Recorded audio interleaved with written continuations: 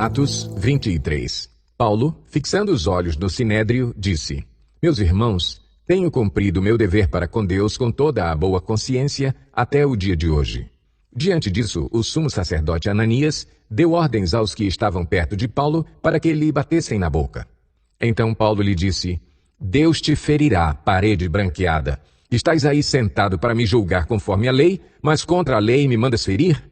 Os que estavam perto de Paulo disseram: Você ousa insultar o sumo sacerdote de Deus? Paulo respondeu: Irmãos, eu não sabia que ele era o sumo sacerdote, pois está escrito: Não fale mal de uma autoridade do seu povo. Então Paulo, sabendo que alguns deles eram saduceus e os outros fariseus, bradou no Sinédrio: Irmãos, sou fariseu, filho de fariseu. Estou sendo julgado por causa da minha esperança na ressurreição dos mortos. Dizendo isso, surgiu uma violenta discussão entre os fariseus e os saduceus, e a assembleia ficou dividida. Os saduceus dizem que não há ressurreição, nem anjos, nem espíritos, mas os fariseus admitem todas essas coisas. Houve um grande alvoroço, e alguns dos mestres da lei que eram fariseus se levantaram e começaram a discutir intensamente, dizendo: Não encontramos nada de errado neste homem. Quem sabe se algum espírito ou anjo falou com ele? A discussão tornou-se tão violenta que o comandante teve medo que Paulo fosse despedaçado por eles.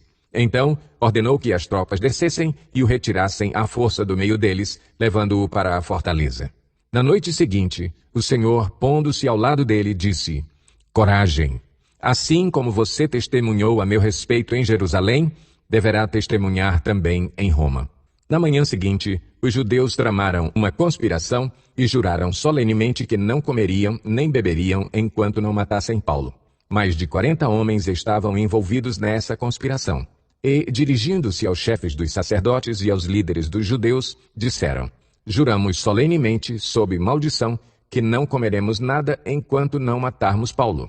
Agora, portanto, vocês e o Sinédrio peçam ao comandante que o faça comparecer diante de vocês com o pretexto de obter informações mais exatas sobre o seu caso. Estaremos prontos para matá-lo antes que ele chegue aqui.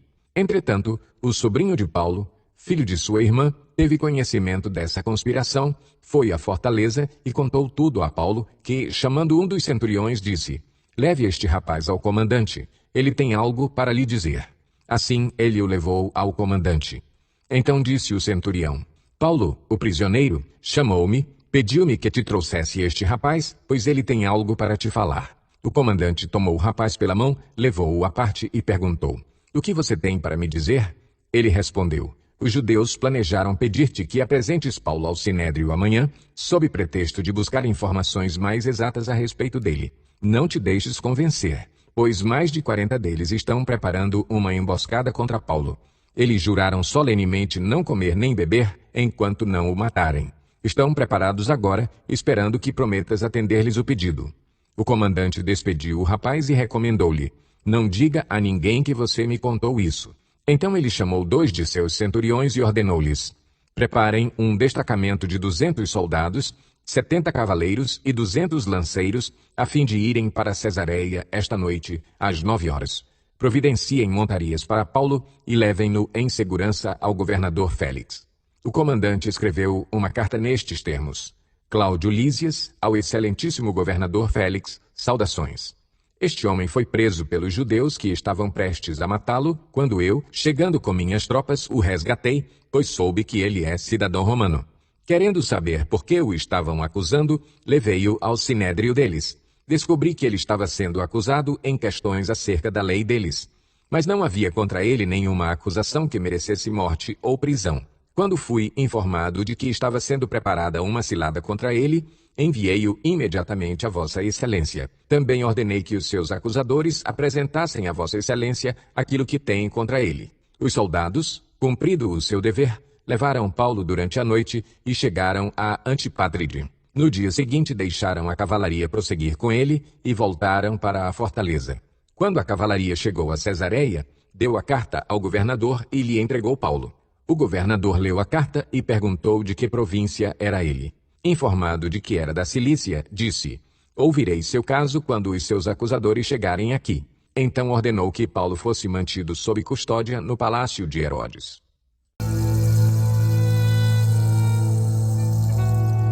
Atos Capítulo 24. 5 dias depois, o sumo sacerdote Ananias desceu com alguns anciãos e um certo Tertulo, orador, os quais fizeram, perante o governador, queixa contra Paulo. Sendo este chamado, Tertulo começou a acusá-lo, dizendo: visto que por ti gozamos de muita paz e por tua providência são continuamente feitas reformas nesta nação. Em tudo e em todo lugar reconhecemo-lo com toda a gratidão, ó excelentíssimo Félix. Mas para que não te detenha muito, rogo-te que, conforme a tua equidade, nos ouças por um momento. Temos achado que este homem é uma peste, e promotor de sedições entre todos os judeus, por todo o mundo, e chefe da seita dos nazarenos. O qual tentou profanar o templo, e nós o prendemos, e conforme a nossa lei o quisemos julgar. Mas sobrevindo o comandante Lísias Nolo tirou dentre as mãos com grande violência, mandando aos acusadores que viessem a ti. E tu mesmo, examinando-o, poderás certificar-te de tudo aquilo de que nós o acusamos. Os judeus também concordam na acusação, afirmando que estas coisas eram assim. Paulo, tendo-lhe o governador feito sinal que falasse, respondeu: porquanto sei que há muitos anos és juiz sobre esta nação, com bom ânimo faço a minha defesa. Pois bem podes verificar que não há mais de 12 dias subi a Jerusalém para adorar. E que não me acharam no templo discutindo com alguém nem amotinando o povo, quer nas sinagogas quer na cidade.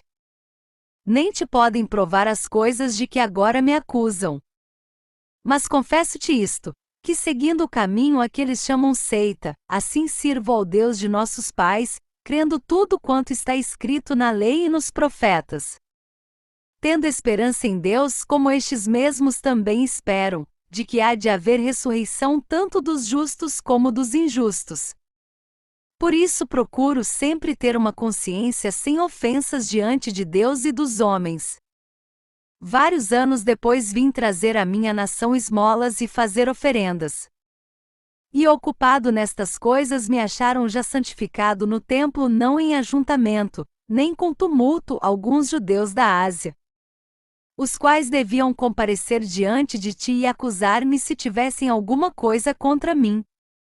Ou estes mesmos digam que iniquidade acharam quando compareci perante o sinédrio.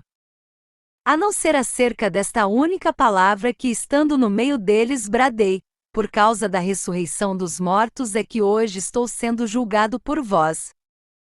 Félix, porém, que era bem informado a respeito do caminho, adiou a questão, dizendo: quando o comandante Lísias tiver descido, então tomarei inteiro conhecimento da vossa causa.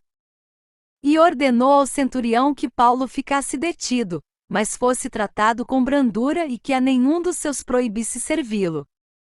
Alguns dias depois, vindo Félix com sua mulher Drúxila, que era judia, mandou chamar a Paulo, e ouviu-o acerca da fé em Cristo Jesus. E descorrendo ele sobre a justiça, o domínio próprio e o juízo vindouro, Félix ficou atemorizado e respondeu: por ora vai-te, e quando tiver ocasião favorável, eu te chamarei. Esperava ao mesmo tempo que Paulo lhe desse dinheiro, pelo que o mandava chamar mais frequentemente e conversava com ele. Mas passados 2 anos teve Félix por sucessor a Pórcio Festo, e querendo Félix agradar aos judeus, deixou a Paulo preso,